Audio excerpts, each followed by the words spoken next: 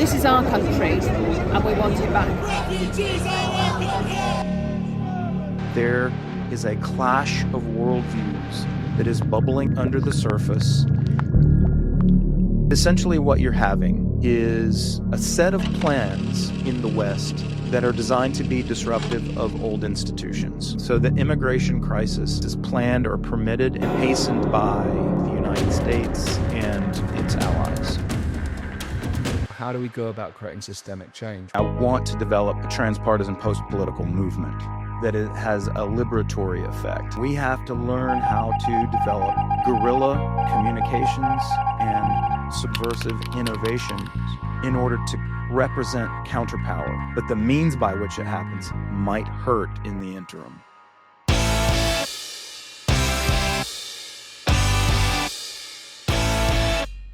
This is our country and we want it back. That line in the trailer and the tensions beneath it set the stage for this episode because there's a clash of worldviews bubbling beneath the surface. And for many of us, it feels like something fundamental is breaking down, not just politically, but civilisationally.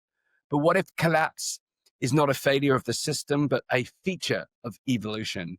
Today, I'm joined by Max Borders, futurist, philosopher, and author of 3 amazing works, The Social Singularity, After Collapse, and Underthrow. His work explores the deep systemic changes reshaping the world and why the future won't be won through revolution, but through what he calls an underthrow, a quiet, decentralized transformation of our institutions, technologies, and our ways of being.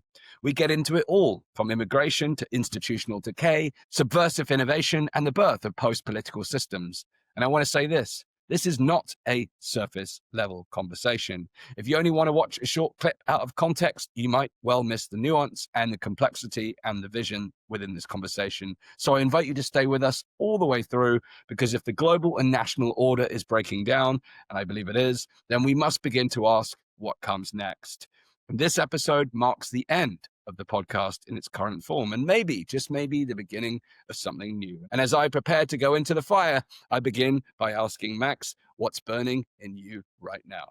Yeah, I mean, what's burning for me right now is calling to question not my priors, because my North Star is my North Star, but the means, sometimes the means through which one goes towards one's North Star require trade-offs, sacrifices, pragmatism. And it would seem to some, I think, that I have making sort of political allegiances, and I find myself having to do that in some sense. Or the issues about which I speak or write seem like they're more partisan than usual.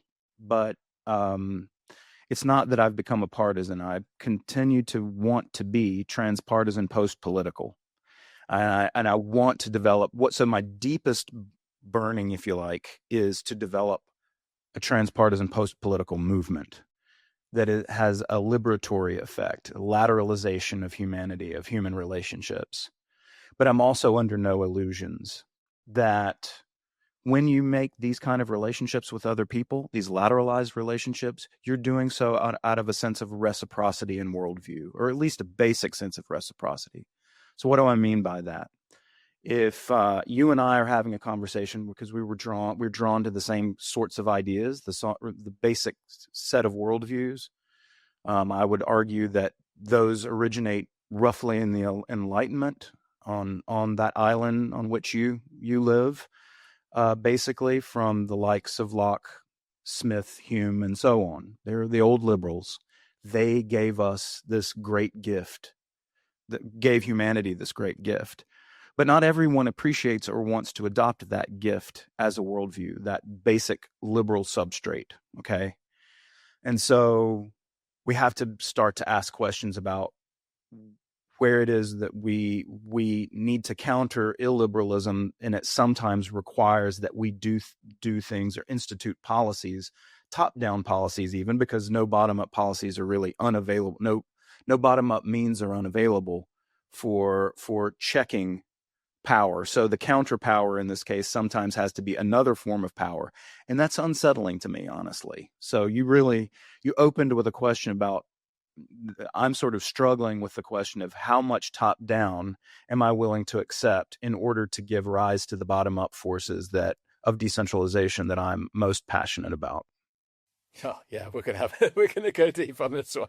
That's for sure. So, yeah, I mean, I've grappled with this idea myself in the sense, does it require top-down intervention to tackle an existing illiberal top-down centralized structure in order to pave the way for a more decentralized approach, or do we risk entrenching just another mirror of what's already in existence, and the human nature and the psyche that clings to power will fail to relinquish control, even though noble and meaningful intents began the process?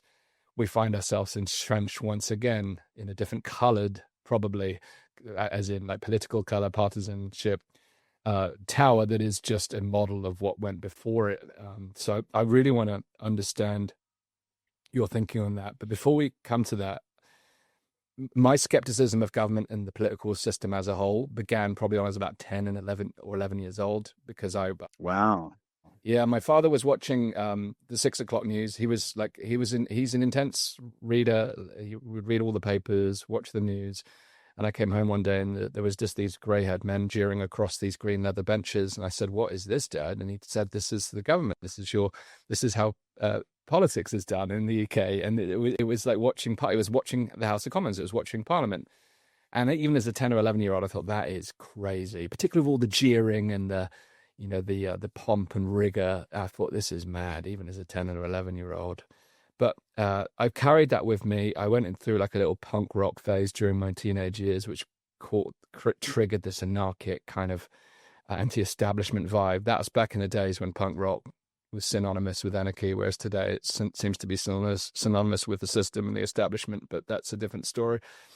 And then COVID hit and shattered all the illusions for me. And that really, for me, exposed systemic fragility, but also systemic corruption and the interconnection of all the different systems and structures and the power plays between them. And that just blew the world open for me. So that initial skepticism was launched into a full-on attack, a defense structure. How do we defend our liberties, which is where Free Humanity came from. And my previous show, the Pandemic Podcast, is how do we resist what's happening here? To then, once we're out of the intensity when the tyranny was at the door, to then start to think about, well, how do we go about creating systemic change? Which is why I'm so curious to talk to you, Max. But I'm kind of interested in your origin story. Mine's a simple story for a Gen X American kid, I think. A teacher, found me to be a promising writer at about 16 years old. This was what we call high school. And I guess it would be A levels for you. And he presented me with a book and said, you're going to love this. I know that this is for you. And of course, in the timeless tradition of propagandizing to adolescents, he gave me a copy of The Fountainhead by Ayn Rand. And I read it and was immediately baptized into this set of ideas, many of which I later abandoned because I became a philosopher. And a good philosopher ought always to question all of the things into which he's initially baptized, right? So I did that, but the basic outlines, the contours of my outlook on life were established. And it's not to say I'm a Randian. I think there's a lot of really goofy shit when it comes to, objectivism, but I think there's a lot still to it. And the basic project of human freedom, or freeing humanity, as you so eloquently put it there on your hat, is one that is worthy of continuous pursuit until I die. A quick break for a word from one of our partners. In times of economic uncertainty, gold has always been used as a safe haven for wealth. It's a tangible asset that has historically held its value, even when markets were volatile. And now more than ever, it's crucial to have physical assets that can protect your wealth. That's why we've partnered with the Pure Gold Company. They offer a secure, reliable way to buy physical gold bullion and precious metals, whether you're looking to diversify your portfolio, hedge against inflation, or simply protect your savings. With fully insured gold products stored in world-class private vaults, you can rest assured that your physical gold is safe and secure. For bullion-grade gold bars and coins, the Pure Gold Company makes it easy to purchase physical gold that you can actually hold. If you're ready to take action and safeguard your wealth, then visit danastingregory.com/gold to download your free guide and take advantage of a free consultation to explore your gold bullion options. Now, let's get back to the show. People do get tribalized into different ideas and identity groups that mean that it becomes increasingly difficult to challenge dominant ideas, even new ideas. So I think that's vital. I want to draw upon the kind of systemic collapse piece in the context of this, because that for me has been a guiding factor in the kind of post-COVID analysis and looking at this kind of post-institutional world that's possible, and exploring the idea of whether, you know, the collapse is a bug in the system or if it's a natural feature of the kind of evolutionary order of things. You're opening up multiple cans of worms here. The trust in institutions has gone, but with that, we're now seeing the failure of institutions, and the question is, you know, whether collapse is inevitable, not only inevitable, but necessary. So yeah, this can of worms, let's open it. And I'm curious where your mind went when I started riffing on that. I use the term institutions a lot. When we say institutions, what we really mean are a set of rules or possible directives that are being stewarded by real people. And real people come with a whole set of ideas. So when we talk about the institutions, we have to be aware that these are staffed, the old bureaucracies and what have you are staffed by people with a certain kind of worldview. And let me tell you, for the most part, it's not ours. And we have to learn how to develop guerrilla communications movements and subversive innovations movements in order to represent counterpower or countervailing institutions as those traditional institutions, whether and to what extent they were liberal or concerned with, you know, broadly with human freedom, have been corrupted, taken over, and otherwise captured by people with other ideological priors. Some might call those enemies, but at the very least, they have a very different agenda to ours, and we have to be profoundly aware of that. We also have to be aware of the profound power asymmetries between the people with those alternative worldviews who staff those agencies and those bureaucracies and those NGOs and what have you, and us. And boy, I didn't used to be what conspiracy theorist is a term that has always been used to gaslight people who start to have thoughts like we have. And I don't want to assume too much about your thoughts, but based on what we've said so far, what you've described so far, we share some of the same elements of our thinking. And you are absolutely right about COVID. COVID really shocked me to my core. I mean, I've long been some stripe of liberal, but I also,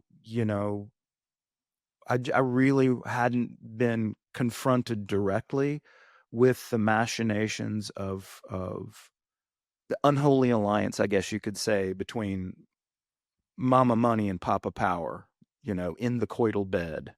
And what slinks from that bed is the most corrupt and awful beast you can imagine. And we are seeing that more and more each day.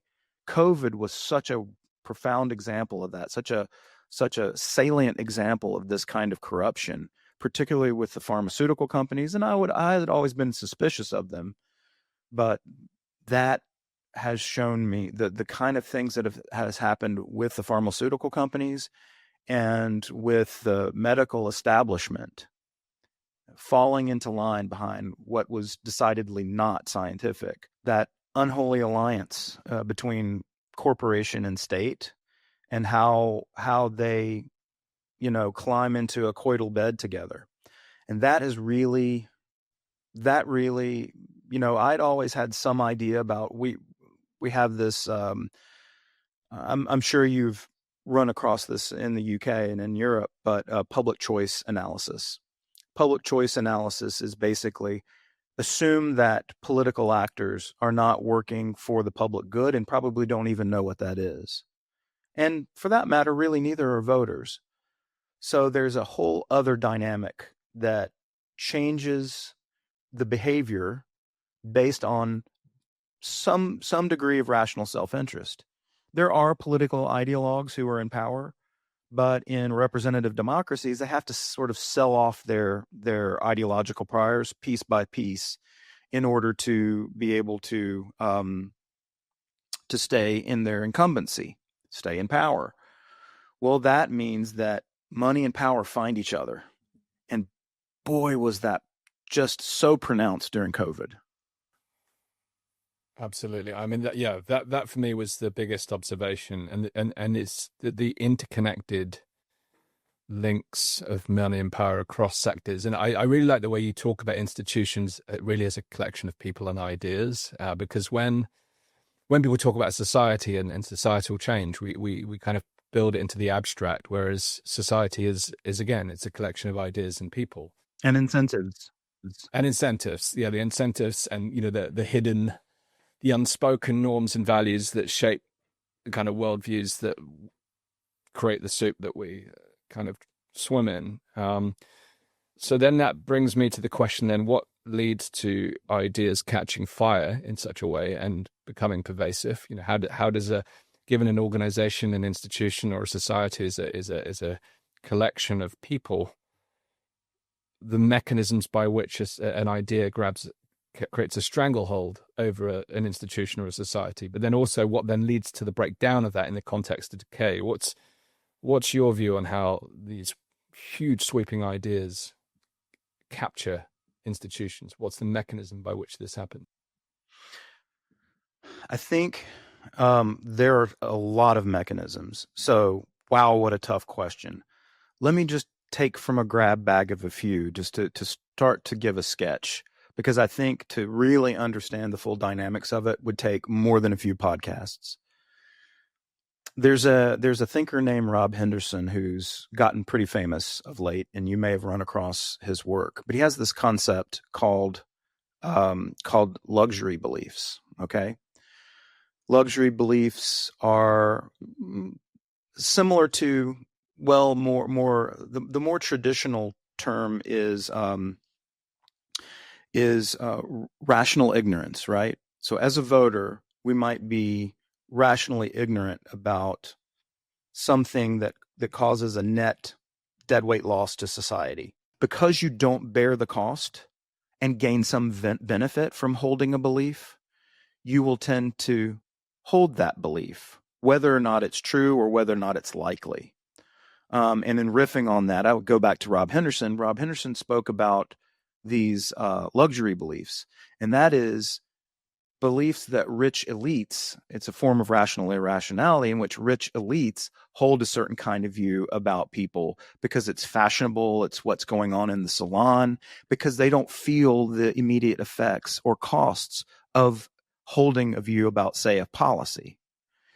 And in luxury beliefs in particular, almost always the poorest people are affected by holding such a view, right? So, for example, it's a luxury belief for wealthy people in Britain to advocate for net zero. So you see all these rich kids who are coming out and camping in the streets or throwing cans of tomato sauce at the National Gallery or wherever, the Tate, what have you. I don't know where they were in particular, but let's say it's some great London museum. And they don't care or are not aware, they're rationally ignorant and rationally irrational about holding this belief because they don't know or care about the immediate effects, because they think that they're saving humanity, and to drape themselves in virtue gives them a sense of life meaning at this early stage in their life. And I understand that. If you think that the world is going to hell in a handbasket because of global warming or climate change, you will think with religious zeal that you must do anything whatsoever to stop it.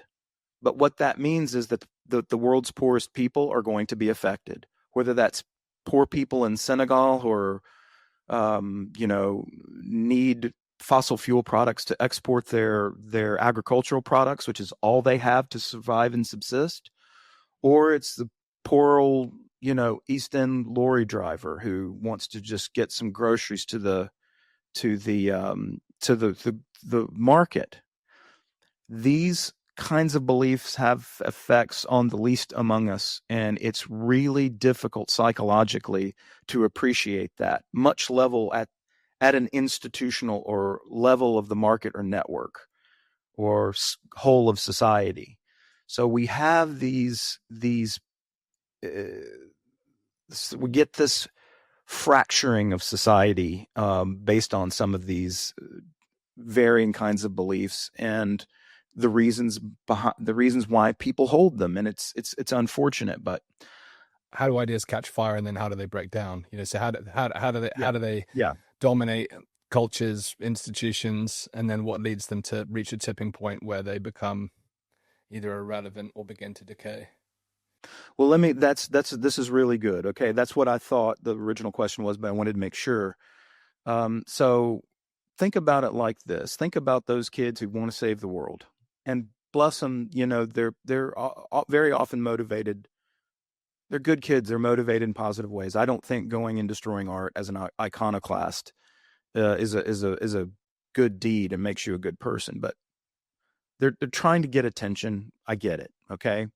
The thing is, when there is a dynamic called Bootleggers and Baptist coalitions. Okay, we'll go back to my country right after in the 1930s and 40s, after the repeal of prohibition. Okay, after the repeal of prohibition, a lot of states and counties had what were known as blue laws, and blue laws were basically laws that limited or regulated alcohol, even though alcohol was liberalized, was reintroduced into society. They had to, there were people who wanted to preserve the black market. Okay. Basically gangsters during, the gangster stories are people who enjoyed massive profits from taking risks on black markets. So the Bootleggers and Baptist trope goes like this. Any kind of permanent policy or any kind of permanent legislation is likely to persist in time if they have two basic groups, the Bootleggers and the Baptists. In the case of the blue laws, they wanted to be closed, the liquor stores to be closed on Sundays. Why? So that the bootleggers wanted the policy so they could enjoy the windfall profits of selling on Sundays, right? And the Baptists were coming out saying alcohol is still a demon, it destroys families, and drinking is an awful thing. At least on the Lord's day, we don't want to have this. So the Bootleggers and Baptists were in partnership with one another. So you can see the Bootleggers and the Baptists in the pharmaceutical industry during COVID, the people who were going, blah, our hair is on fire because we're all dying from a virus, right? You need to take this. You need to take this so to stop the spread, right? And they said that these vaccines would, sorry, excuse me, I shouldn't have said that. You can bleep that if you want. That these sticks or jabs would stop the spread of the virus, right?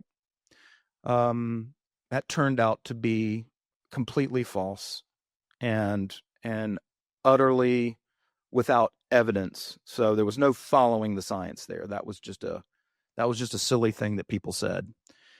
Well, the pharmaceutical companies benefited mightily from charging our governments to buy and administer these products, despite the fact that they didn't stop the spread, and despite the fact that they used awful means to get people to take these in order to be able to do travel, do X, do Y, not have to stay at home as you please. And they made massive amount, billions on these as a windfall based on this Bootleggers and Baptist coalition that it represents that unholy alliance between business and government. And that is what we're seeing now. It's powerful, and it extends these bootleggers and Baptist coalitions and these unholy alliances between corporations and state. The tendrils and the tentacles extend outward into so many facets of life, and they spend a hell of a lot of money on propaganda campaigns. But thankfully, we are seeing a turn, an awakening in consciousness among people who, yes, I agree, there can be some cases of well, let's just call it, horse shit going through the pipes of the internet, right? Even in decentralized, local podcasts like you and I might run, or what have you, other means, whether it's Nostr or X or Facebook, and some of them have different kinds of faucets and filters that enable free speech or not. But at the end of the day, there has been, to a very great degree, a transition from a much more hierarchical state of affairs, where information and policy and good thinking is promulgated through the institutions via this top-down mechanism. But this peer-to-peer, this lateralization of media has represented a profound effect. And after COVID, we're seeing now a groundswell of pushback. Not all of it's healthy. Some of it's not. I'm seeing a lot of very awful and virulent anti-Semitism out there, for example. Racism, things that we just, that because people have used these terms as cudgels for so long, they've lost their efficacy. But now they're actually starting to happen.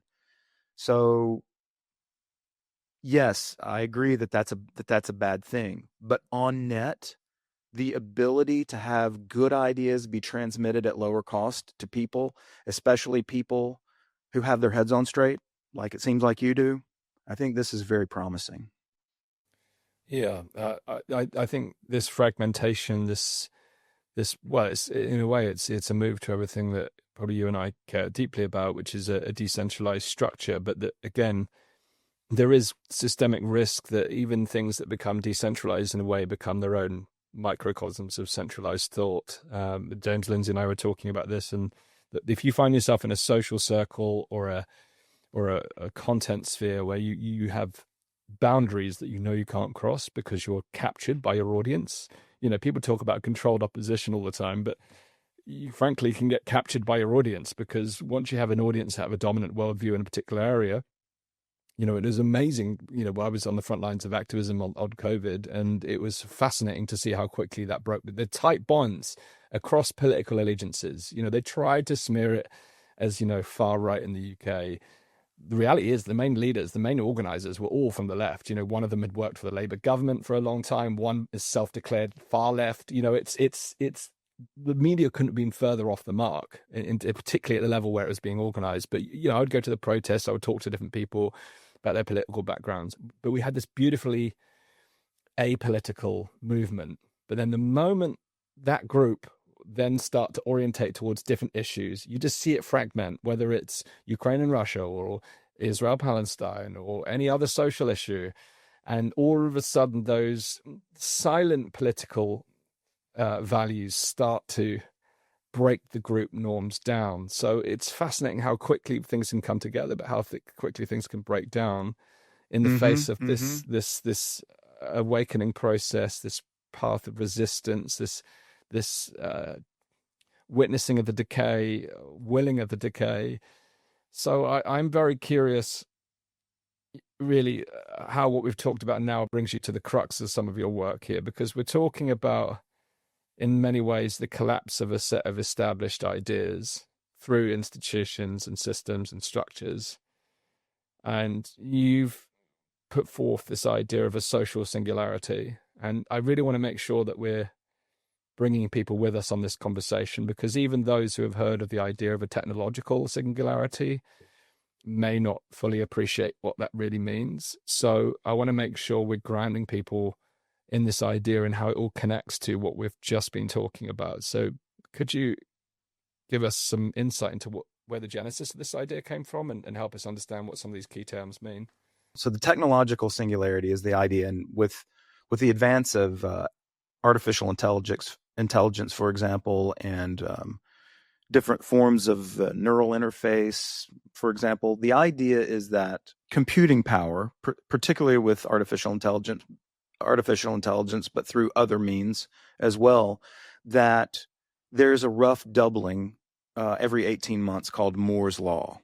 But the idea is that you're getting better, faster, cheaper, and with periodicity, okay? And if you have better, faster, cheaper, and you have processing power, that means that your computers are going to get smarter and smarter, essentially, to anthropomorphize it. But there will come a time when that there is a kind of threshold that's exceeded.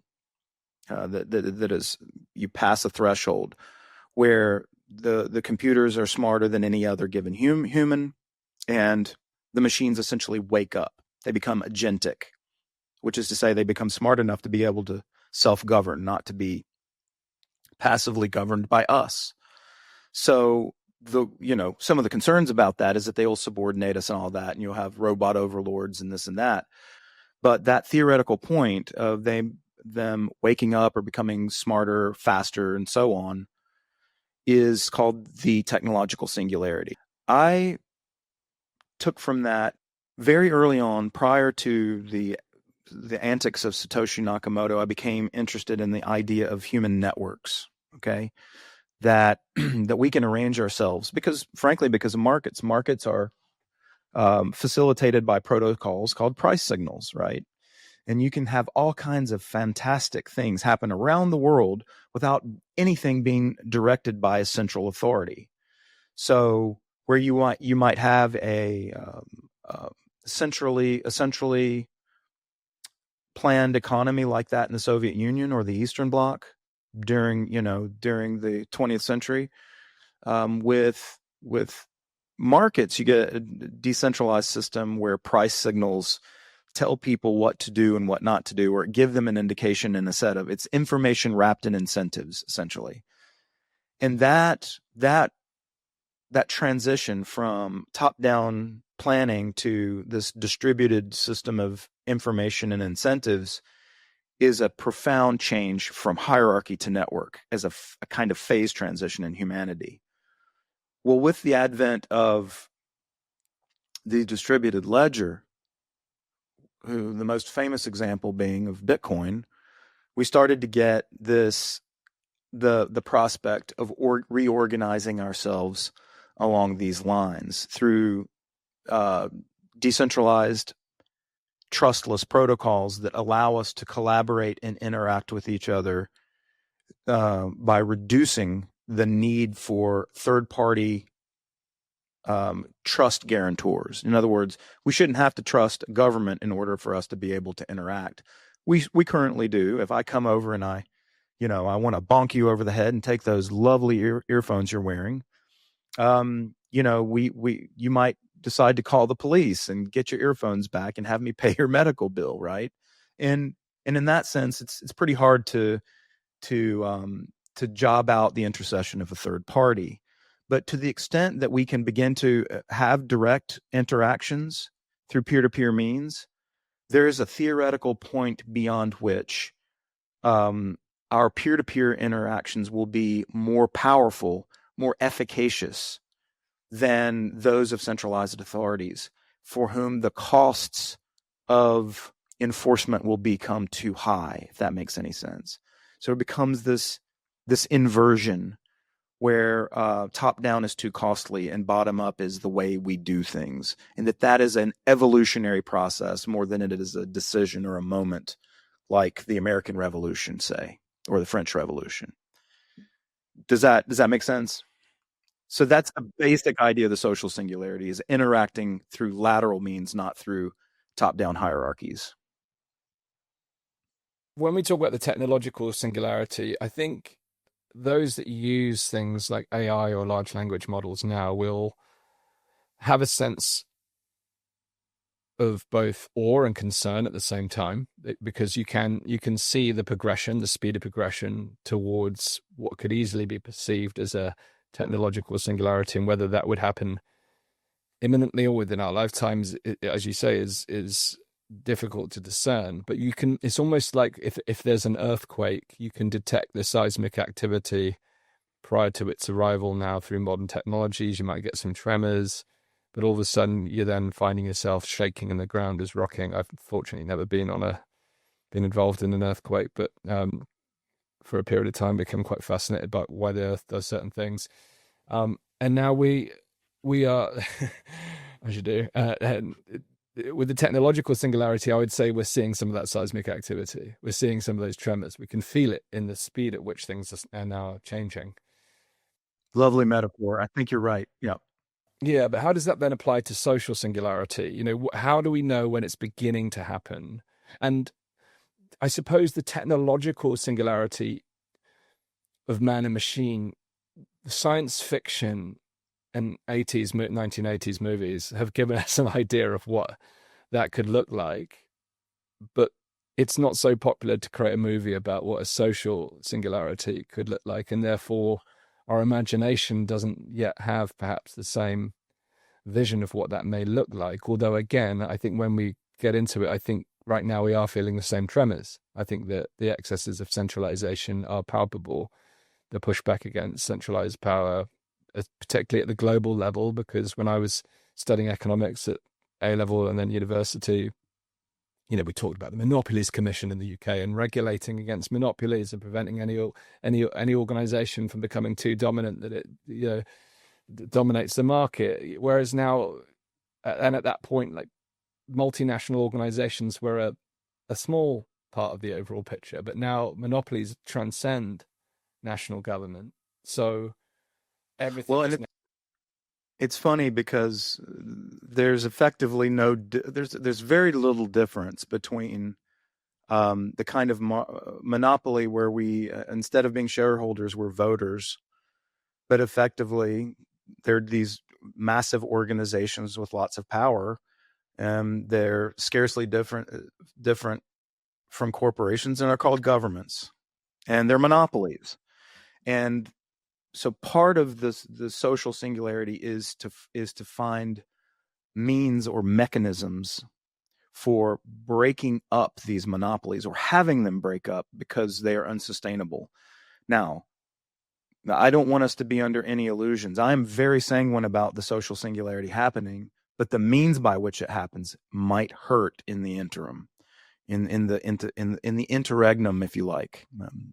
I don't mean the wordplay there too much, but in the transition away from kings, dictators, bureaucracy, and managerial regimes and technocrats, God love them, there will be hard times and times where we have to learn to engage each other laterally.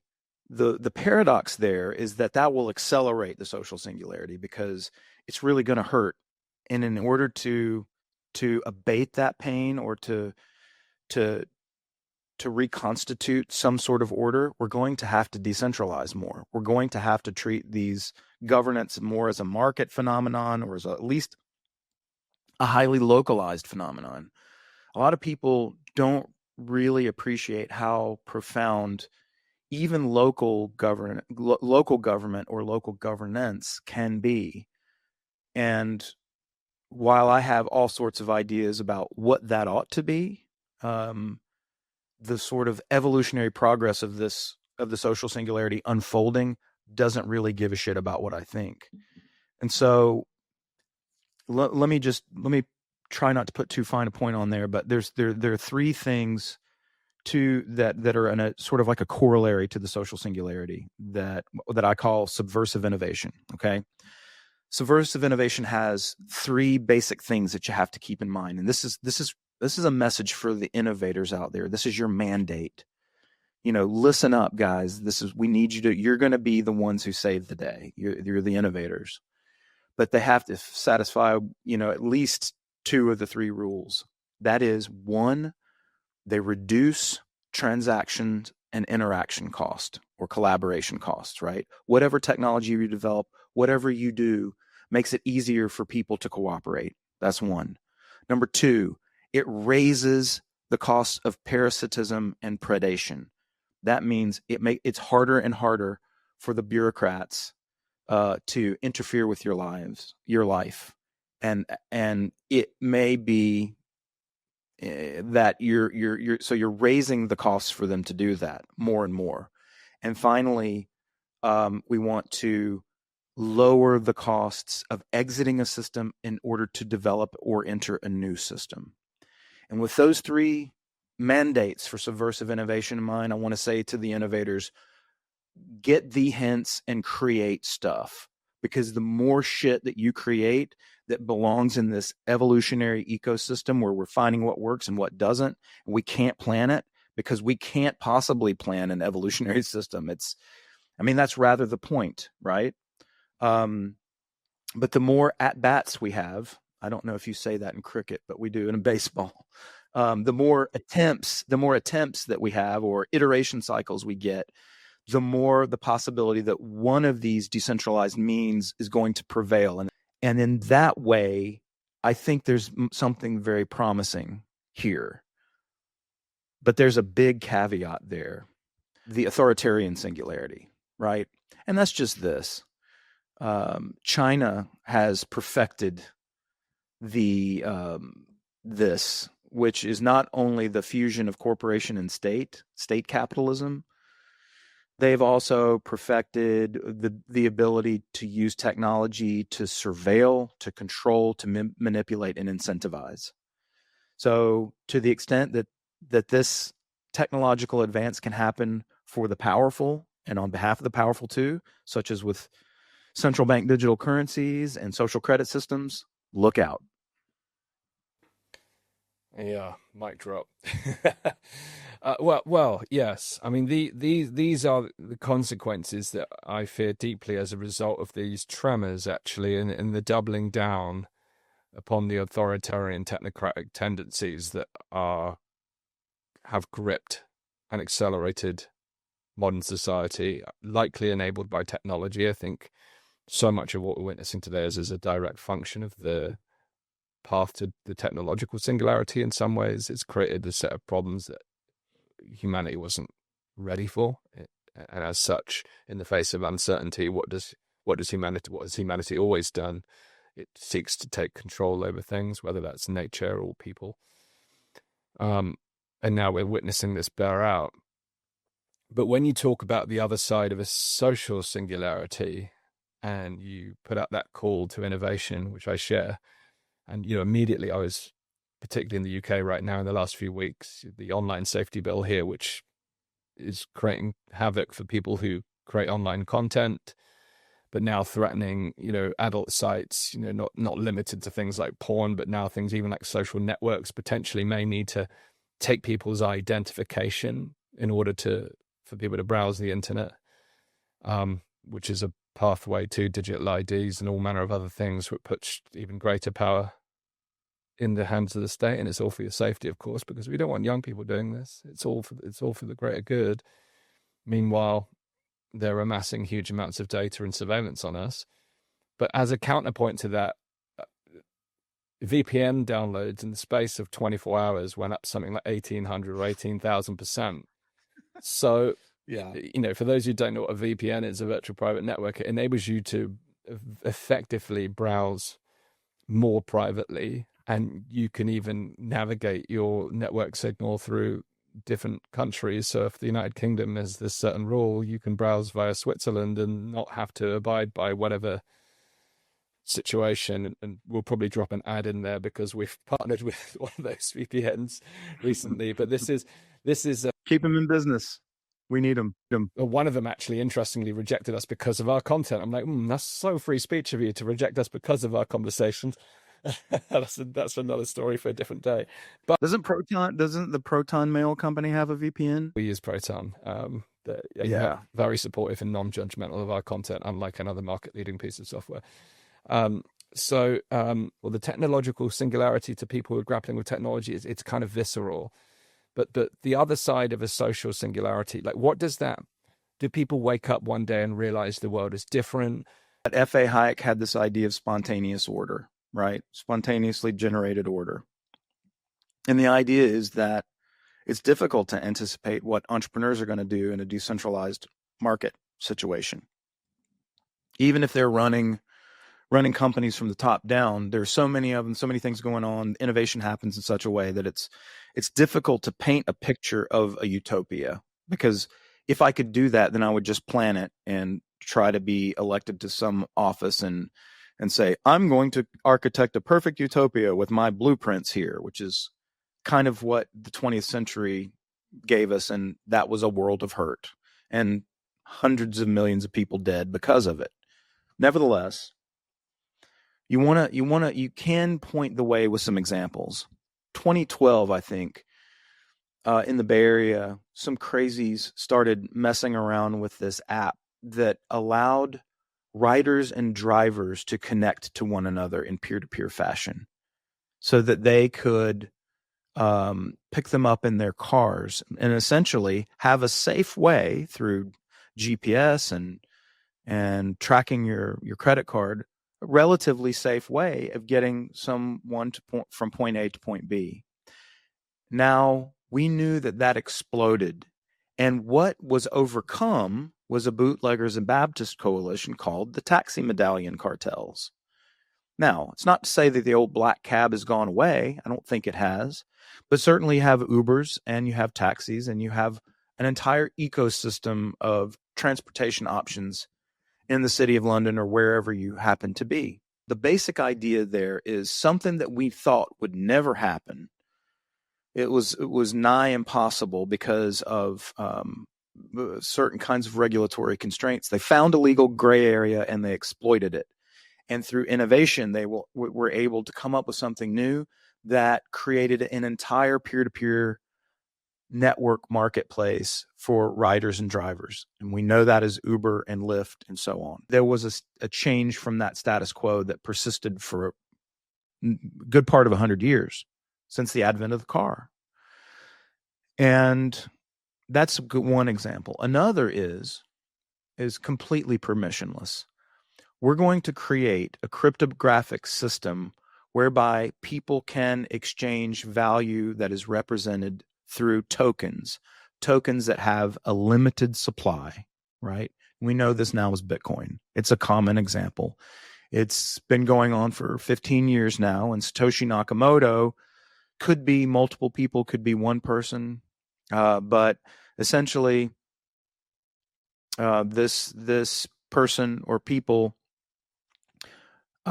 wove together bits and bobs, pieces of a technological substrate that created a decentralized network that is very censorship resistant and very decentralized. And I won't go into explaining why that is. I'll probably not do a very good job of it.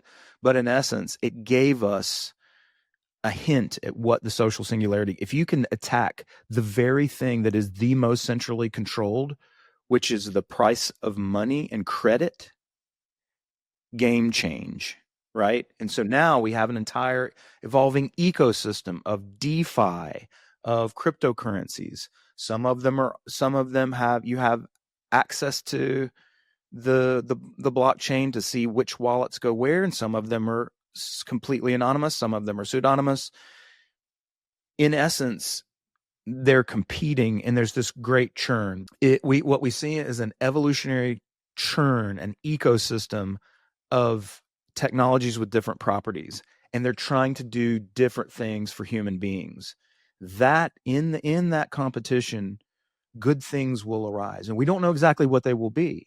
But that is a space where we will start to see some of the rudiments of the social singularity unfold as people learn that they can use their VPN and do anonymous transactions, have anonymous relationships, and collaborate without the intercession of the bureaucrats and the technocrats and the authoritarians and so on. It will reduce the costs, as we say. It will satisfy those three things that we said were subversive innovation. Now, not all of them are going to be cryptocurrencies and digital things. A lot of it is going to be people are going to find interesting ways to establish new jurisdictions, new ways to collaborate and support each other in mutual aid. They might go down like my friends in Honduras and establish a special economic zone, which is not a perfectly bottom-up phenomenon. It required some top-down elements to it too. It's kind of a hybrid system. But we can't allow the perfect to be the enemy of the good. And so these kind of special jurisdictions like in Prospera, or for that matter, Dubai or Singapore or Hong Kong, where I was, in fact, doing my graduate work in University College London when the handover happened and John Major was prime minister, I'm pretty sure, and there was a handoff of Hong Kong back to Beijing. And I now look back on that as a dark day, not a day for celebration, because the British were basically saying they were top down because in the sense that they had a governor all this time. But basically the Hong Kong Chinese created this resplendent island of commercial activity. And they created one of the wealthiest, most interesting places on the earth because they were free. And so I think there is to bang on a little bit more, something positive about this effort to begin to try to establish special jurisdictions, whether those are in the cloud, in the digital cryptographic cloud, or on land and meat space. But what the heck can we do? There's this energy in the world that wants to tear down the machine. They want to. There is a genuine rage against the machine, this technocratic, globalized, centralized machine that is assuming greater power. And, there's actors that subvert the nation state idea. We get global ideas becoming imparted at a national, local level. And all of a sudden people feel so powerless and out of control, which perhaps leads us to a little bit to talk about one of your other pieces of work, your book, After the Collapse. And you even bring this term in about underthrowing rather than overthrowing. And it feels to me that this feels intrinsically linked to the concept, really. The social singularity almost feels like an evolution of that initial concept. But how do we bring this home to people who are saying, listen, what does this all mean to me practically right now? We have to be under no illusions. No one is going to sweep in, bestride white horses and save us. Period, paragraph. We're gonna have to lock arms in solidarity, and we're gonna have to learn to protect ourselves, and we're gonna have to learn to support each other, no doubt.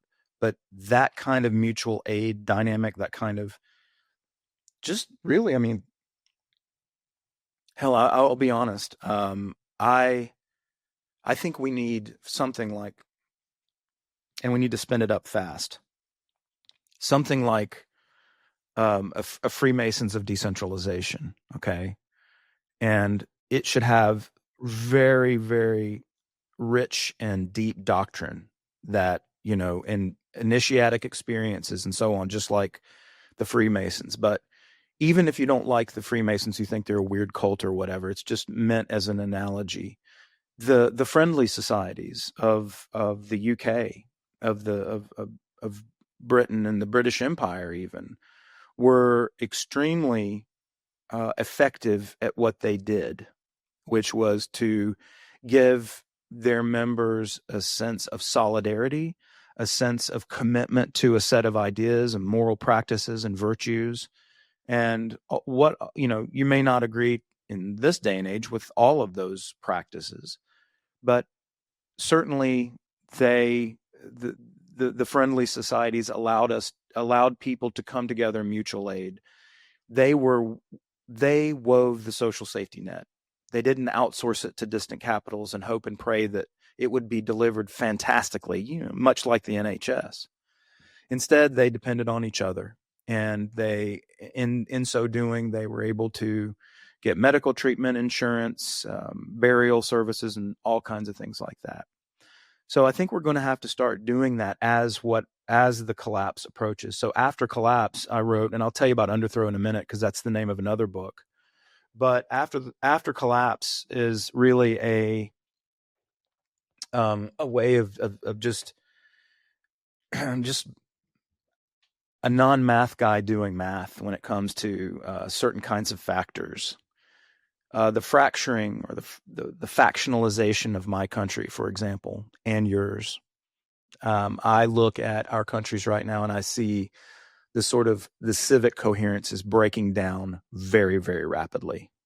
There are, the UK is held together right now by a kind of uniparty, essentially, that is using technocratic means to suppress that factionalization and fracturing.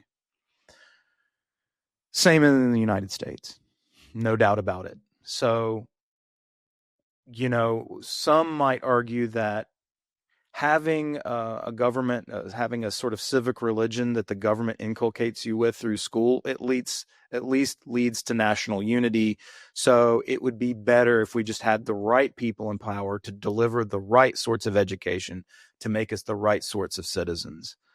Them days is over. I don't, even if that ever did work, and I think it arguably did, it won't work anymore, not in this day and age, unless you're prepared to live in a digital Skinner box run by central authorities. And that's just horrifying to me. Surveilled, sticks, carrots, and so on. And no, thank you. That sounds awful. It sounds completely totalitarian. The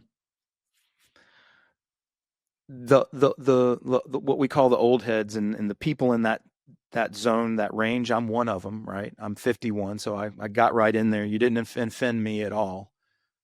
There is an instinct to want to preserve the wisdom of the past when you're older. I want to preserve the institutions. I'm very much a conservative in the sense of, it's weird to describe the revolutionary fervor of a Thomas Jefferson as being conservative, but the liberal ideas that he basically stole from Locke and the gang, right, are what I seek to preserve, is a broad-based liberalism. Jefferson took the ideas of Locke and Hume and Adam Smith and so on, and he said we want to build a society based on this, and we agree broadly that King George III and the monarchy over there is tyrannical. Well, we are living in compared to the colonists, the level of taxation and tyranny that we live with today here in our own country, within a system of representation that is completely captured by special interests and infected with ideologues. It's just astounding, and there doesn't seem like there's any escape. So to get to the idea of the coming collapse, they've spent us into such a sea of red ink and are continuing to do so no matter what party comes into power.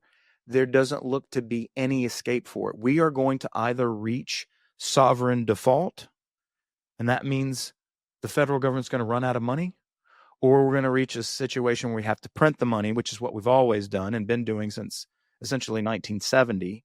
And that means, and that is a mathematical certainty, and that's what I meant by the liberal arts kid doing math. There is no way in hell that we can contend to print our way to Shangri-La. That is exactly what the incentives of the political class and the corporate class, that's what they're doing.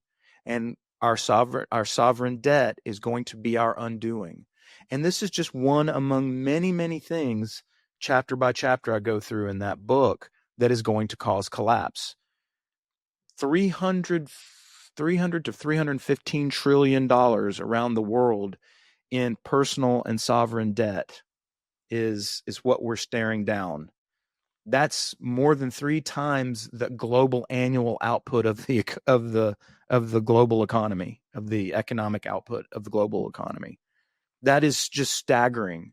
So something is going to happen somewhere. It's just unsustainable. Anybody who says otherwise, I think, is kidding themselves. Even if we languish in something like hyperinflation or something like Argentine Pyrrhonism, from the Perón family, if you like, that's going to happen to our countries soon. And if we don't get out in front of it by learning to adopt cryptocurrencies or learning to find a way to restrain the power of our legislators who have incentives to do nothing but spend because they think they'll be rescued by the central bank by spending, which is how they try to maintain their power and incumbency, that incentive system is destroying us. And we get 10 to 20% unemployment in a condition of hyperinflation. It's going to be hard times.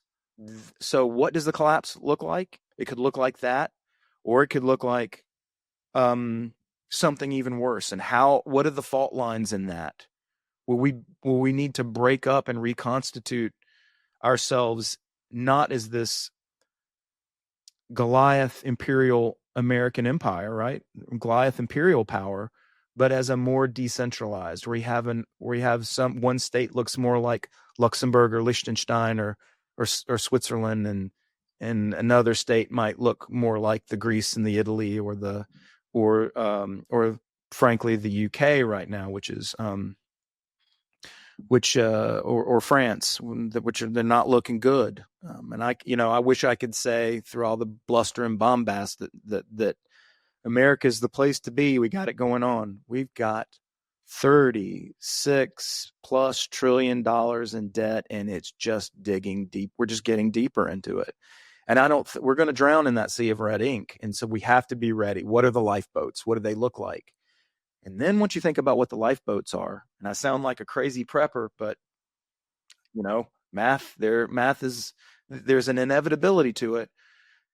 And I've got kids. So can the lifeboats, to mix the metaphor up, not grow into another ship of state, but transform into something else that is a more decentralized state of affairs that is organized not so hierarchically, is a system that is more anti-fragile.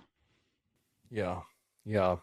I mean, it's bringing up lots of thoughts to me because I've grappled with this idea in a similar way. I did a bit of advanced statistics as part of my degree. I have a reasonable grasp of mathematics when I focus myself, but it's been long time ago since I did any proper mathematics or economics at any scale. Although, in the last few years, it's really my economics teacher at A-level said that economics is the only science you ever need, and it took until 2020 to really understand that, because all of a sudden it's, yes, economics rules the world, and if money rules the world, then sure, it's the most important science there is. But there's a couple of outcomes that I have grappled with when it comes to the ever-expanding debt bubble. And one is the happy-go-lucky, simultaneous inflating of every economy in the world, so that when the debt obligation comes due, there is just another money machine that will continue to print for that debt to be repaid, given that it's largely not backed by anything anymore, that we just get this perpetual printing of money. And therefore, I think we're already past it, where the numbers on the screen don't even mean anything anymore. Like, no one cares. It's like no one that is responsible for this cares, because the solution to it, and probably the eventual collapse of it, is probably going to happen outside of their lifetimes. So there's this perpetual, let it keep growing. But the risk of that is that in this multipolar world, all it takes is for debt repayments across nations, for an area, a country, to become less civil with another, and all of a sudden they say, actually, you know what, we're done with you guys. We want our money back. We're going to recall that we're no longer going to allow you to keep stacking this, leveraging this debt. We're calling it in.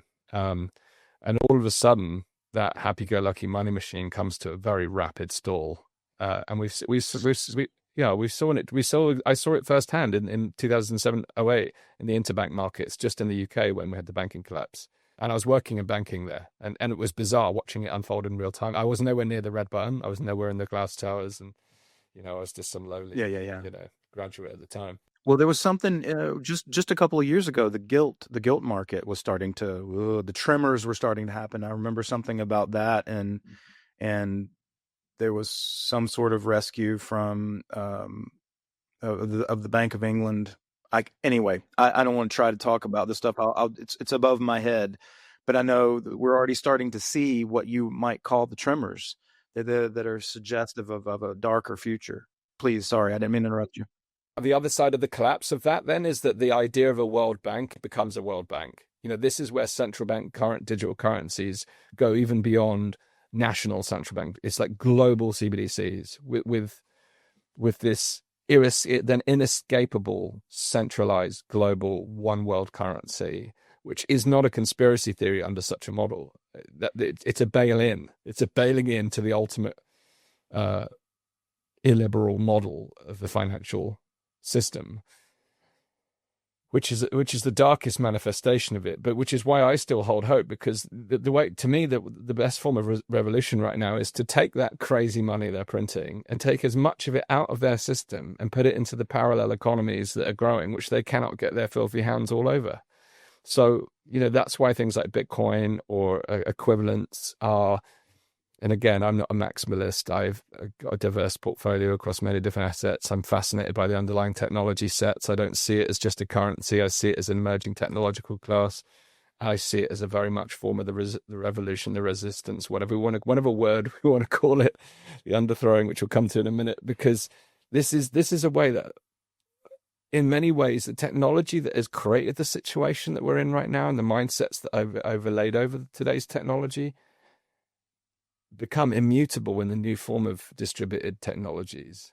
But I'm no utopian. I'm far from utopian on this, because what I learned very much is that people don't need to be able to explain why these lights are on and how electricity works. They just need to know how to turn the button and the electricity comes on. They don't need to know how it works. They don't need to know how to explain it. They just trust in it how it works. The same is true of law. During COVID, many people complied with things that weren't actually illegal. They complied with things that were guidance or even beliefs about what was prohibited. So we've got the difference between the underlying technology set, which enables us to do things in ways that completely subjugate the state. We can do it out of the watchful eyes of the state. And if enough of us do it, well, we can pull the rug. But the hard reality is what I call the above the ground laws, or even guidelines or perceptions of consequence, will prohibit most people from even attempting it out of some self-illusion of being a lawful citizen, which is a beautiful sentiment. I love the idea of, people being quote unquote good people and not doing harm to one another. That's one of the fundamental values I hold. But my fear about the mass adoption of things that could genuinely create a social singularity is this perception of what the above the ground lawmakers are going to do and that's why I'm paid close attention to regulations, the fine details of things like the Genius Act. Even if you're creating an anti-CBDC Act, I look at the fine print of the other things that create a fork and create another comparable technological set that can do the exact same thing that CBDCs can do. So I've gone on a bit of a rant, but I kind of want to draw it to a head and get your reflections on that. And then I've got some other pieces I'd like to pull forth. And now for a word from our partners. In an age of mass surveillance, digital censorship, and creeping authoritarianism, your tools matter more than ever. That's why we use and proudly recommend Proton VPN, built by scientists at CERN, based in Switzerland, fully open source and trusted by millions. While other VPNs have rejected us for misaligned values, Proton has done exactly the opposite. They support free speech and independent voices like ours. It's private, it's principled, and it works. So head to danastingregory.com/Proton to get a discounted access, learn how to protect your privacy, and support what we do in the process. Now back to the conversation. What's in the blind spot? What's in our blind spots that could actually lead to this? The immigration issue in Europe, in particular the UK, because this is challenging some of my thinking about the social singularity. No matter what you do in peer-to-peer fashion, if you have enclaves of people with a completely different worldview and a completely different idea about how society should work, and they're outbreeding you, and they're out and they're coming into your country faster than you can deport them, eventually you will succumb. You will submit to their greater numbers, and that's what they want. That's what they're patiently waiting for, is that day to come. Even if you said only 10 to 20% of the population wants to implement Sharia law, for example, that is an enormously frightening number for the kind of numbers we're talking.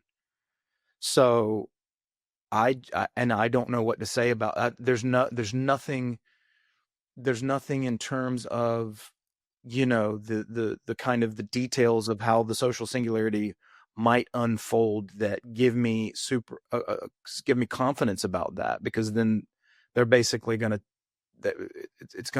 there's just an inevitability to taking over your island, honestly. So that might not be something that you want to talk about, but that goes back to one of the issues that I was wrestling with in terms of like top down means. Are you just going to have to get a little bit mean and shut down the borders, shut down the ports, start deporting people that are there illegally, stop subsidizing their existence, and for the rest of them require them to work or go?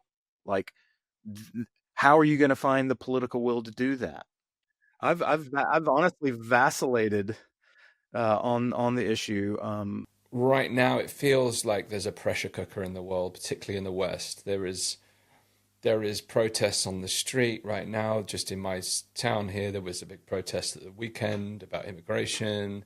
There's a lot of hot topic subjects right now, and I'm curious what your take is on how any of these strands could actually accelerate this point of ignition towards a tipping point, towards a social singularity. What are your takes on some of these issues? Yeah, I mean, I really didn't write about. I assume that the riots that are happening near you have something to do with immigration. Yes, yeah, they have. Okay, yeah. I didn't write about that all in After Collapse, when I sort of, the first half of the book is enumerating the problems that will lead to collapse. I think there were 7 or 8 of them. Instead, what I did, I focused on things that were more, I guess, in my face at the time, because it was during COVID. Since then, it's become really apparent that, and this is a phenomenon in the West, this is challenging many of my priors, and it is also bringing me back into meat space, because a lot of the social singularity thinking is digital. It's made possible by the advent of the digital. And that's, that has a lot of promising features to it, for sure. But it also reminds me that you're never going to escape meat space. You're never going to get away from terra firma, or at least a platform at sea if you're a seasteader. There's a family called the Bates there in London who are stewards of the Principality of Sealand, but that's another story for another day. Good guys. I got to meet them last year. But let me just tell you this. It doesn't matter. We don't have to be talking about the UK. We can talk about any country. We can assign colors to the people that are absurd colors and talk about an alien race, okay? But essentially what you're having is a set of plans that have been initiated in the West, I think, that are designed to be disruptive of old institutions. So that's one thing. So the immigration crisis in many respects is planned or permitted, and in other respects it is hastened by the imperial project of the United States and its allies. Okay, I'm under no illusions that that when I say allies, the United States sort of uses other countries like vassal states in a lot of ways, because it's the 800-pound gorilla, and I don't like that fact. I'm not bragging. But there are all these shenanigans in the Middle East of interventionism, of military interventionism, throughout the first part of this century. Really, it started before that, but was really pronounced after 9/11 and has gone up to this time. That displaced a lot of people from the Middle East. There's also the post-colonial sort of reverse migration, particularly in the UK, but also among the Berbers and the Arabs from North Africa with France. There's just there's the Somalis that gravitated to were all sorts of people, frankly, that gravitated to many different Afghanis, people who have a different idea or mind frame for a social operating system, a memeplex that animates their behavior and their desire to see society organized in a certain way. And it's almost certainly not your way. That's not to say that people of that extract aren't decentralists like us and want to think and act like we do. Sure, absolutely.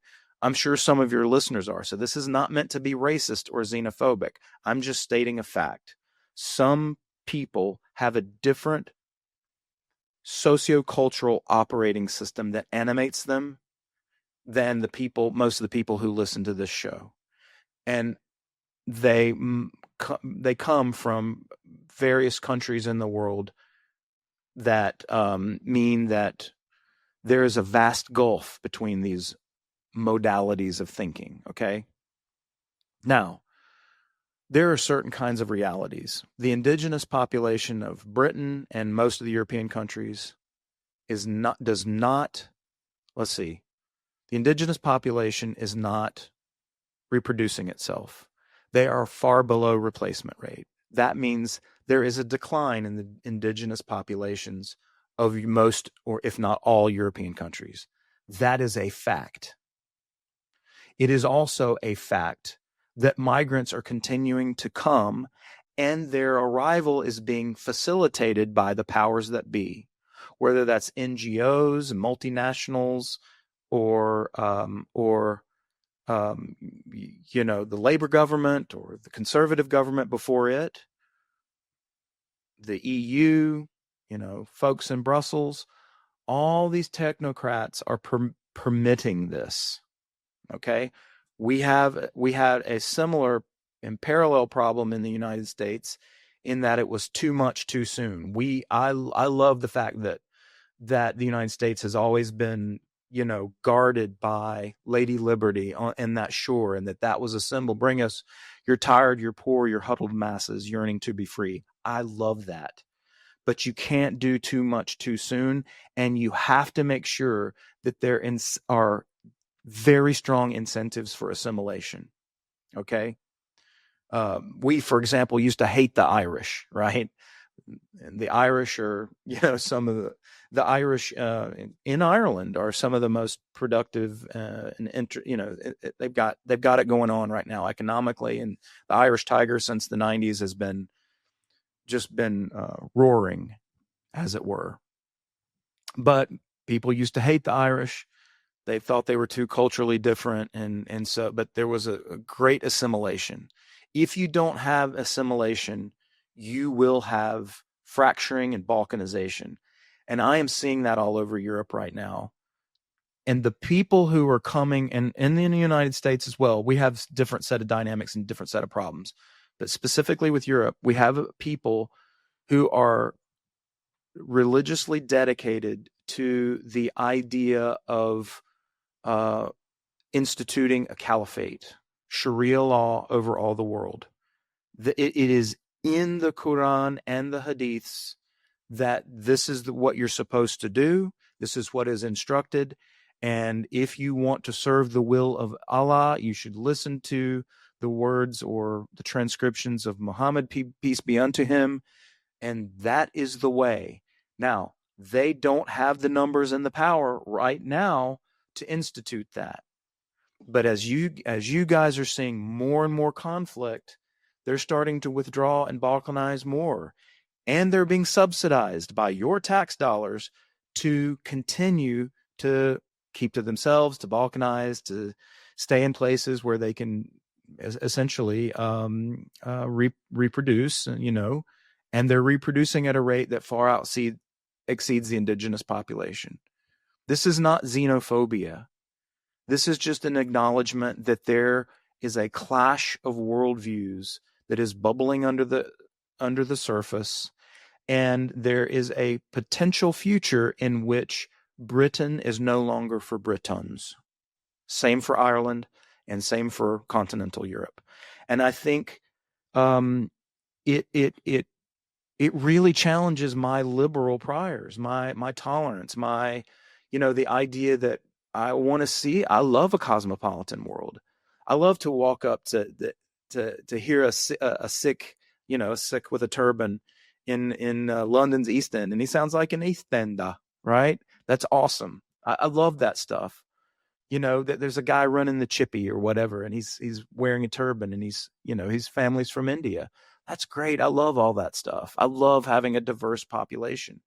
But if you have people who are concentrating in your country with such a vastly different worldview, and they're not willing to adopt what is some broad-based Britishness, you are in for a world of shit in the future.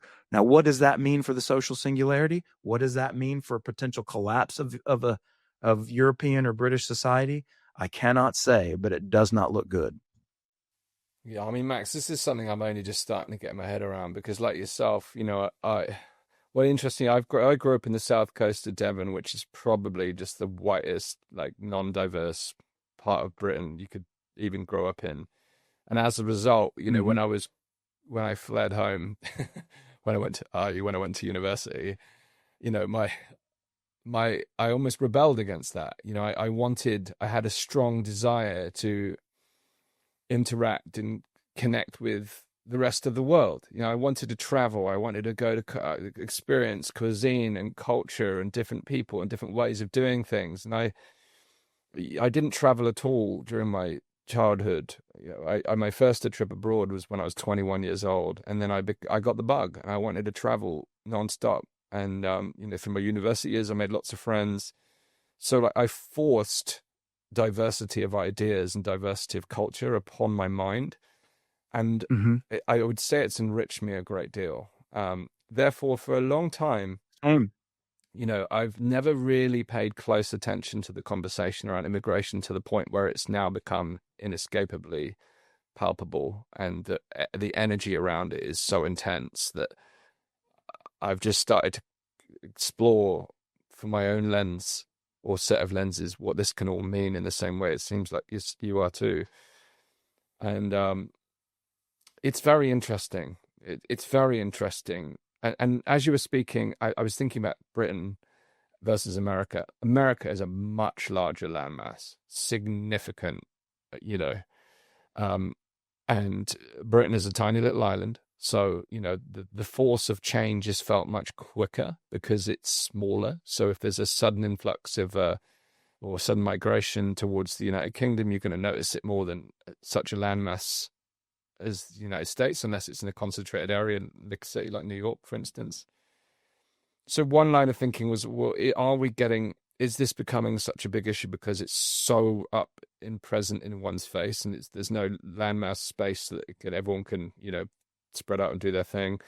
And then the other part to that is, then when I visited America, I've also noted how culturally diverse it is, but it seems integratedly so. So the New York Italians, or the San Diego Mexicans, they are so, to me, they're so American. And the Irish, the American Irish, the multi generations of families that have created these different variations of America, who fled to America to pursue that great liberty. In fact, they were coming because they wanted the ideals of what they saw America to represent. They were yearning for to integrate. They wanted the promise, the allure of what America offered, the great American dream. I don't think Britain's ever had a great British dream, but it has had the 1950s, like, stiff. There's a perception of what Britain used to mean. And I wonder how long it takes for assimilation to take place. how long did it take for the New York and the Italian New Yorker to become an American? Was there a similar resistance? Is everything we're experiencing and feeling right now accelerated because we live in a digital world and we are therefore not being patient with the normal process? And what feels like conflict may eventually end up into a more symbiotic relationship. But then on the flip side, when you have a governing system in the United Kingdom, and then there's another governing system coming with the immigration, such as Sharia law, and my first brush with that was when I was working in banking back in 2007. The bank I worked for had a specific bank account that was designed for Sharia law, for instance, even back then. Because they consider charging interest usury, so you had to do something else, right? Yes. So when you start to make concessions or changes to the legal system in particular, the financial system is okay, it's parallel. But that is where I see big conflict occurring now, where there is a feeling like someone's way of life and their laws are being challenged or threatened. And that creates a melting pot. On the flip side, though, Max, I'm also curious, if this brings back some sort of civil unrest, what does this also accelerate? Is this also part of, even though for some it feels deeply problematic, does it also actually accelerate the path to the things we're actually yearning for? I can't make sense of it yet. I'm still early in my examination of this topic, so I'm really delighted that you brought it up. But I'm curious to kind of take it to an edge in terms of where your hypothesis that it's going to potentially accelerate a collapse. Could you elaborate on where you think this could all be heading, and will it contribute to all the things we've been talking about in a positive way, or is it actually going to be painful, or is it just a painful decline? Where do you sit on it? I think complex systems have the capability of rapid self-organization. So I think it will be painful, but hopefully not protracted. It depends on whether and to what extent the powers of that be are able to cling to power and basically keep us under cloven hoof. Okay. I also think that the dynamics are probably going to be completely different in a landmass like the United States compared to something like, excuse me, the UK. As you said, one's big, one's a tiny island. For me, there is, in my country and my culture, there is already a kind of it's fading away, but there's this notion of federalism, right? Same as in Switzerland. So Switzerland's a pretty tiny country like the UK. So this is not completely crazy. Switzerland has the canton system, and I think it's one of the most interesting and successful systems of governance that the world has to offer. I admire it deeply. It has managed to maintain that federalism, that local power versus this sort of accretion of power in central capital, right? So whether you live in Zurich or you live in French-speaking Switzerland, you can easily migrate within the country. If you want more like a bigger social safety net or bigger social system, even though it's top down, you can always go to where they speak French, and you're probably going to find that, right? Or if you want to stick around in the German part, you might have fewer regulations and fewer problems, but that it is more of a patchwork, and it gives you the opportunity for let's call it jurisdictional arbitrage, where you can move from one jurisdiction to another more easily by voting with your feet. A quick pause to tell you about something really important. If you've been watching this interview and wondering how all of this connects, economic uncertainty to the cultural chaos we're witnessing right now, then you'll want to join me for our free webinar, Making Sense of the Madness. In this session, I break down the key forces shaping our world, how they intersect, and most importantly, how you can navigate the chaos with clarity, confidence, and resilience. This is about giving you the tools to cut through the noise and make better decisions for yourself and your family in uncertain times.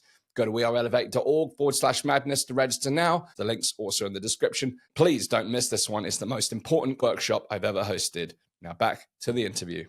Well, on that, Max, we were saying before we started, that a lot of my friends are trying to make their way to Texas, and you've just made your way out of Texas. But it's the same principle. They are seeking what the allure of what now Texas offers compared to the rest of mainstream America. It's a similar.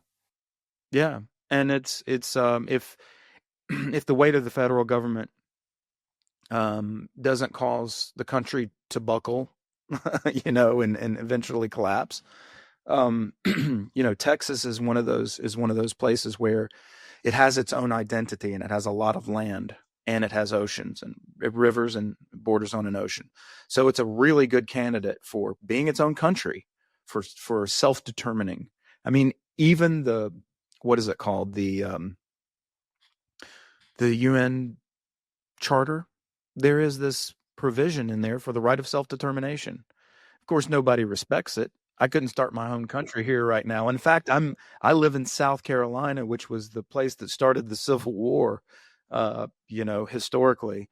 So it makes me sound like an evil racist secessionist, especially with my Southern accent.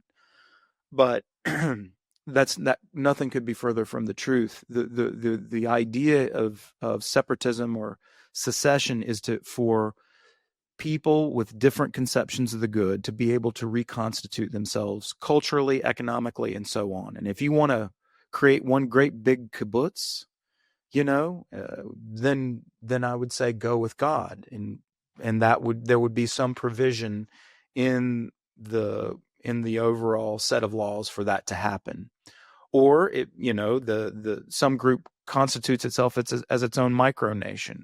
But there should be emphasis on micro, because it is in this localization and decentralization that even if you have smaller pockets of power, even if you have power, there are still opportunities for exit. The cost of exit, as we said, number 3 in subversive innovation, the cost of exit goes down if you're able to migrate between and among jurisdictions.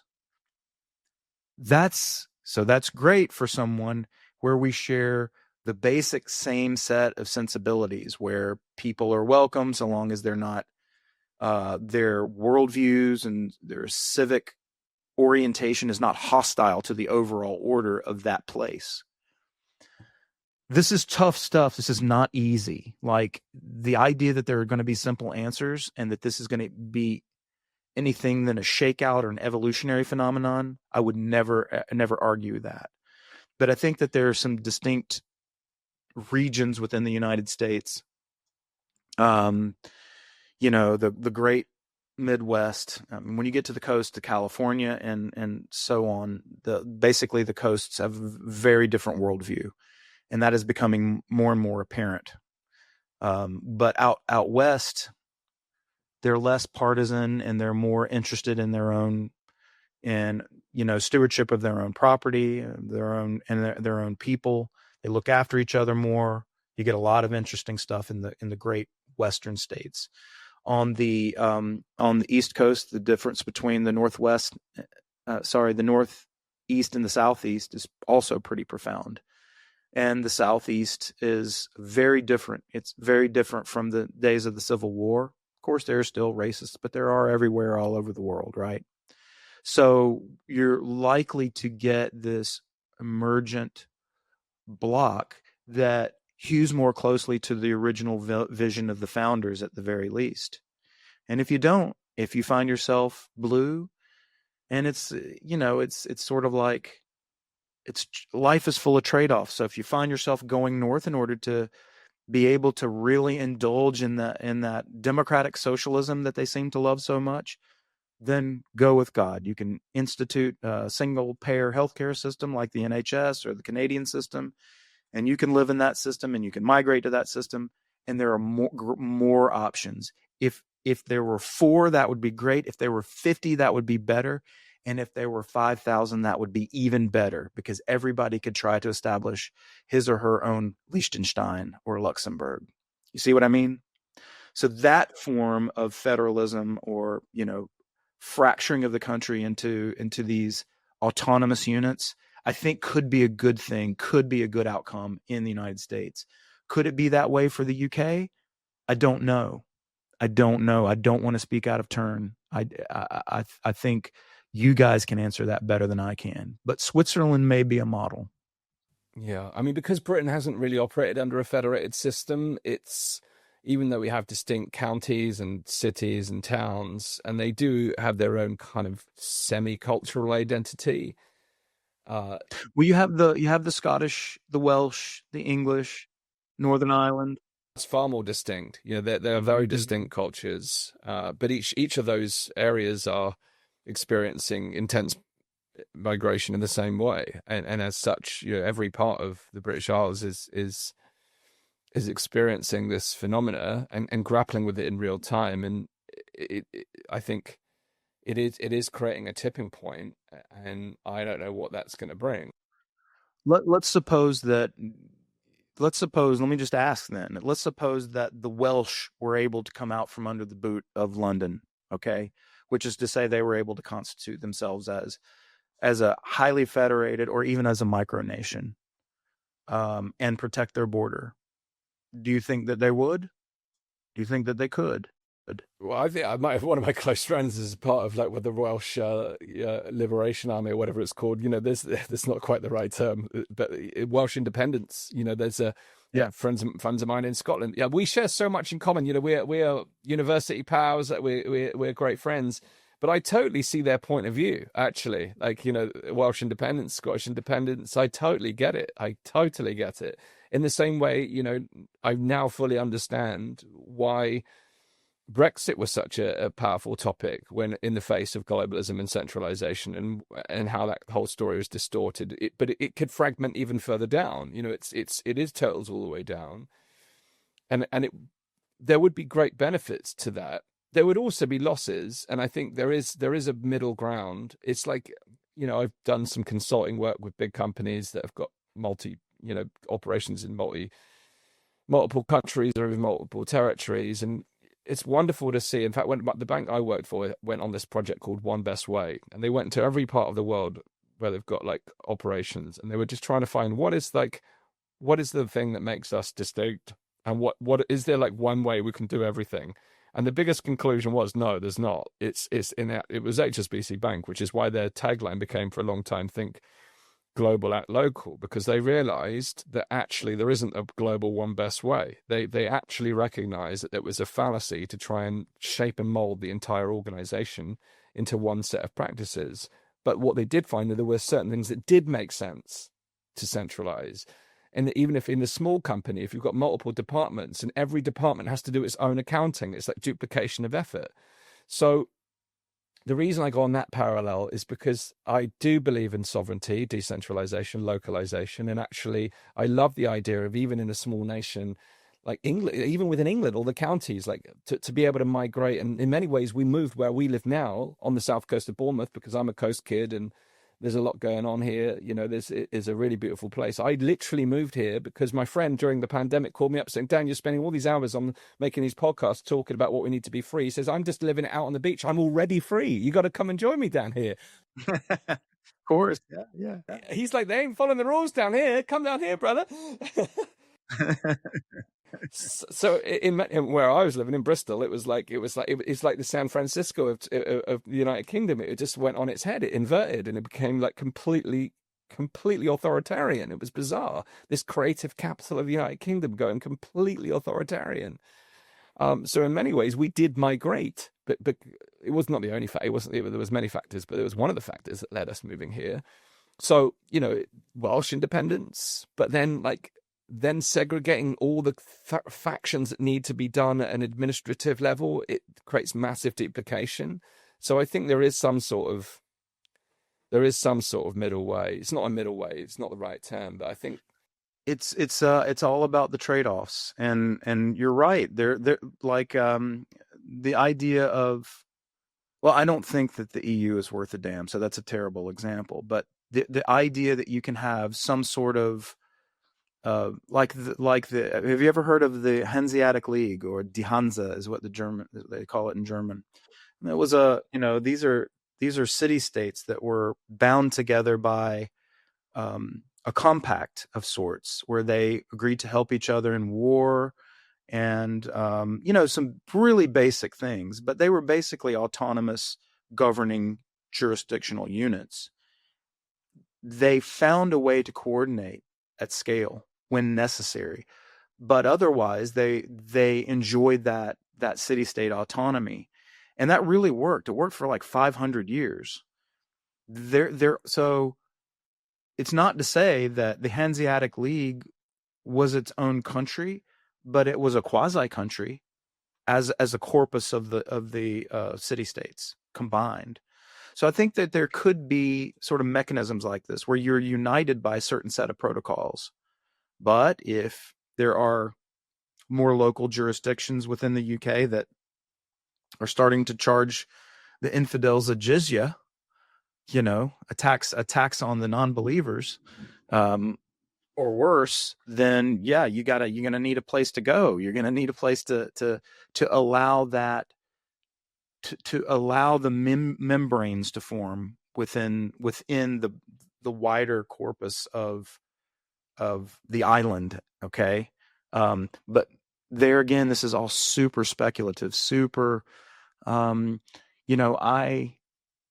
come from a philosophy background, and so I think in theoretical terms a lot, but your listeners should know that I am trying my dead level best to get innovators and entrepreneurs to begin to start to work on these projects and these structures and legal innovations. You can be a lawyer and come up with legal innovations. I happen to love English common law. I do not like Justinian, Code Civil, French law, all that stuff. Statute law, I think creates too many opportunities for corruption as compared with the Anglo-Saxon and English common law. But at the end of the day, you can try these as experiments, and the more experimental niches there are, the more you can see what works. And self-organization happens pretty radically. So even if there is a collapse, I think we're going to be okay, but we do have to be worried, and we do have to be prepared for its coming. Right with you on that, Max. I want to take this to a final point before I give you the opportunity to share some of the things you're working on now for our audience to keep tabs on your journey from here. But if you had just a couple of minutes or even 90 seconds to send a message to the Western world that might spark this idea of an underthrow, which we didn't get to talk about in too explicit terms, what would you say about this moment? What would be your closing thought for people listening to this now about what they can do that could contribute to the change they want to see? Let me see. Ooh, that's such a great question. I mean, we could dedicate an entire episode to that, but let me see if I can encapsulate it. The first capsule, I think, would be to educate yourself with doctrine, to inoculate yourself from the rank partisanship and the manipulation that is happening at scale by our governments and their supplicants. Forget about them. Continue to draw from the reservoir of good doctrine. And when I say doctrine, I mean liberal doctrine, concern with individual freedom and the great project that was sparked in the United Kingdom to liberate humanity, notwithstanding the empire. Okay. Those were a set of ideas, and they can be improved and upgraded, but find yourself the work of F.A. Hayek, of Ludwig von Mises, of David Hume, of John Locke, and get steeped in those ideas. And Robert Nozick and Paul-Émile Dupuit, who came up with this concept called panarchy, which is maybe Sterling Lewin talked about on your show before. Yeah, good. Yes. Get familiar with those ideas and read Balaji Srinivasan's The Network State to start to see about what the architecture of this could look like as a guidebook. So it's not just about downloading the memeplex of what it means to be a free people who collaborate and look out for each other as a community in freedom, but also start to look at the guidebooks like Balaji's Network State. Then I would say start to practice subversive communication and subversive innovation. Subversive communication is find a way to get your message out, notwithstanding the shitty legislation that just came out that's designed to censor and surveil you.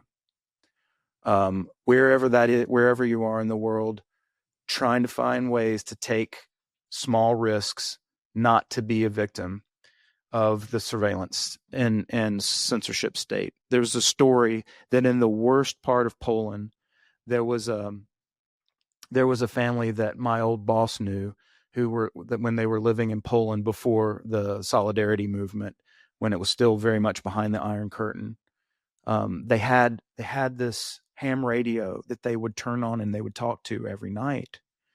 And they had no idea whether anyone was listening. They would just talk to it. It was a way of really talking about just like kindling the spirit of freedom for themselves as they lived in this horrible regime, right?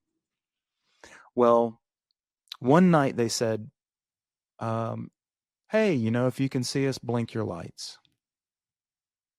And all of a sudden, all of Warsaw was blinking. So find a way to blink your lights, find a way to talk like this Polish family did with what you might call the zamysdots, the underground letters of communication. Find a way to be subversive communicators, even if that's something as simple as starting to really populate Nostr and technologies like that are uncensorable and decentralized. It's costly. You gotta start managing not just your X account or your Facebook or your Insta, but you also have to manage these. But look for the decentralized systems and migrate to them. Also learn how to communicate these ideas from the doctrine that we described.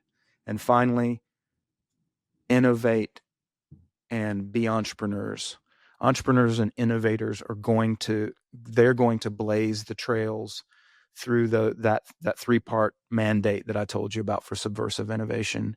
And if you can create these niches of freedom for people through entrepreneurial or innovative means, you might, like Satoshi Nakamoto, change the world for the rest of us. Amen to that, brother. Absolutely right on. Yeah, and it's a powerful message. It rings true for me. For me personally, most of my audience don't know this, but my content became pretty viral during COVID with the pandemic podcast. But prior to COVID, I was running entrepreneurial accelerators. I was working with people who had ideas that could create disruption in the world, and full circle right now. 2025, that's where my attention is now flowing, supporting ideas coming into reality, also building a startup studio of our own to incubate some of our own ideas to create transformative technologies that can be part of this subversion. So yeah, I'm absolutely with you. And I for a lot of people who they're not necessarily as technologically savvy, I don't let that to intimidate you, because there is real world application for a lot of these things. And innovation starts in the technological realm, but it eventually becomes the consumer realm. So it becomes easier and easier. And that's such a good point, Dan. Seriously. Yeah, because I'm an old head too, and I get frustrated with some of the, I've always had trouble managing wallets and seed phrases and that sort of stuff. But you're absolutely right. Some of it's just super simple, and it's getting better and better UX. It's getting easier to use and to be able to trust. So good on you for mentioning that. Let me, if you permit me another moment. I know we didn't want to bang on and on, but I'll shamelessly promote something. It's self-promotion, but it's not. I'm working on a project called Human Respect Labs. You can find our website on Substack. It's called Human Respect Labs. You can also read my Underthrow Substack at underthrow.org. But particularly, if I have entrepreneurs, innovators, communications experts, people who are good at PR campaigns and stuff like that, I'm managing a small fund right now for microfunding for people to do these kind of liberatory projects. Now, they have to be very much in line with our mission, which is liberatory, which is that reducing the cost of collaboration and being free, or raising the costs for enforcing predation and parasitism, right? As I said. But Human Respect Labs .substack.com we have funding for people. If you have been thinking about doing a project and you think you might be able to get funding for it, go to that site. We will award you funding in tranches. And, that means like after you meet your first objective, you'll unlock more money. But I have been charged with the stewardship of these small funding things, and it's designed to get people to develop MVPs. So not just like, give me $250,000 and I'll change the world kind of stuff, which is what most of philanthropy is like in the US. This is designed not to fund institutions, think tanks, and all that stuff. It's designed not as philanthropy so much as funding people and projects that are promising for this great liberatory project. So if you think you might have a project like that, please come see us, sign up, and apply with your project idea. It's like we have a lot more to talk about. 2 hours in. Yes, sir. Yes, sir. Well, Max, this has been an absolute pleasure, and there's no shame in sharing what you've got going on. It's all we always invite our speakers and our guests to do so, and we'll absolutely put all the links to Max's work and what you've just heard about here in the description. So if that spiked your ears, do go down and wherever you're watching on YouTube, Rumble, Odyssey, or listening on Spotify, Apple, or whatever platform you choose to use. We're on all the decentralized ones as well, but it's really damn hard. I mean, Odyssey is the most decentralized platform that we're on. It's our least popular. So go check out our Odyssey, do us a favor and actually put into practice what we're talking about here. It's easier to use than Rumble, frankly, as well. So little plug for our channels. So Max, we'll see all your links down below. It's been a really insightful conversation. Let us know in the comments, your takeaways from this discussion. Where does this leave your thinking on this? On this podcast, we try and zoom out, zoom in. Today, we've done a little bit of both, but we're getting that big picture view of what's going on and some really interesting ideas about where this collapse could be heading, where that point of singularity could come, and what may come after it. But ultimately, closing in there right at the end, what we can damn well do about it. So I know what side of that equation I want to be on. So hopefully you've taken some inspiration from this as well. So thanks once again, Max, and thanks to everyone at home. Please do share this episode. Yeah, man, my pleasure. It was so cool. The old world is burning, institutions are faltering, trust is eroding, and in the space where systems once stood, something new is beginning to stir. Max Borders calls it the underthrow, not a revolution, not a riot, but a quiet, decentralized emergence of new models, new values, new ways of living.